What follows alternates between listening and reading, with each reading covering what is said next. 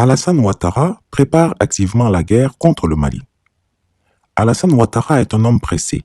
Sans même attendre les conclusions de la réunion du Conseil de sécurité de l'ONU sur le Mali, il s'est précipité pour réunir son état-major restreint en vue de lui élaborer un plan d'invasion militaire du Mali avec l'appui de la France essentiellement. Et pour cause. Certains pays de la CEDEAO qu'il avait voulu associer à cette opération sont plutôt réticents. Qu'à cela ne tienne donc, il est déterminé à passer outre leur concours et à mener cette guerre avec les armées ivoiriennes, ghanéennes et un soutien important des troupes françaises déployées au Sahel dans le cadre de l'opération Barkhane. Et l'UEMOA et la CEDEAO ont donné une position très claire et ferme, avec des sanctions inédites pour un pays de la région, qui marquent la condamnation profonde des dérives de la junte militaire que la France avait à plusieurs reprises, comme vous le savez, dénoncées, et d'un non-respect absolu de toutes les conditions qui avaient été émises dès le mois d'août 2020. Nous soutenons cette position de l'UEMOA et de la CEDEAO. En effet, hier, mardi 11 janvier 2022, dans le cadre des préparatifs accélérés de la prochaine guerre contre le Mali, un balai de véhicules des généraux de tous les corps d'armée nouvellement promus, ainsi que les anciens généraux, a défilé au ministère de la Défense jusqu'aux environs de 14 heures.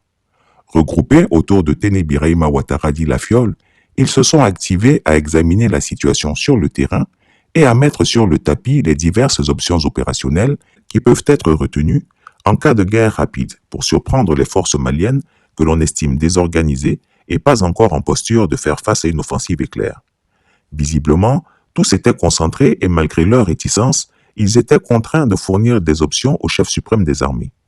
Chris Yapi a appris de sources formelles que le chef de guerre d'État moderne, Alassane Ouattara, veut inciter tous les États membres de la CEDEAO à adopter une nouvelle résolution, en dépit du blocage de celle de l'ONU contre le Mali, dû au veto de la Russie et de la Chine.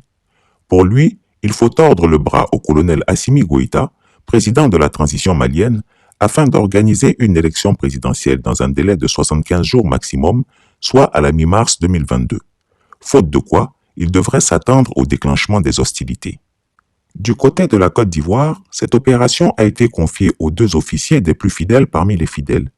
Il s'agit du tout nouveau général de gendarmerie, Diarasouba Bakari, chef d'état-major particulier d'Alassane Ouattara, et de son adjoint, le colonel Famoussa Ouattara. Ces officiers sont chargés de rentrer en contact avec des militaires maliens afin de créer une subversion interne pour pourrir la situation de l'intérieur, de sorte que l'invasion soit facilitée. Afin d'aider les services maliens, Chris Yapi vous livre publiquement leur numéro de téléphone, mais attention, il pourrait avoir d'autres numéros anonymes. Soyez donc vigilants. Général Diarasouba Bakari, 225 07 07 00 55 56, 225 07 69 00 55 56, 225 01 01 00 55 56. Colonel Ouattara Famoussa, 225 07 09 92 65 78. Il faut noter que le ministre de la Défense et frère cadet d'Alassane Ouattara, Téné Birahima Ouattara dit Lafiole, a de son côté préparé une force d'intervention rapide, un commando qui est en route pour le Mali, depuis l'annonce de la libération de l'ancien député Bensouk. Sera-t-elle uniquement déployée à la frontière ou se résoudra-t-elle à la franchir? Nul ne le sait. Maliens, Maliennes, si vous voulez, croyez en ces informations qui sont d'une extrême précision. Si vous voulez, n'y croyez pas. À bon entendeur, salut. Chris Yapi ne ment pas. Retrouvez Chris Yapi sur son nouveau compte Twitter, ses deux chaînes YouTube, sa chaîne Dailymotion, Instagram et Mediapart.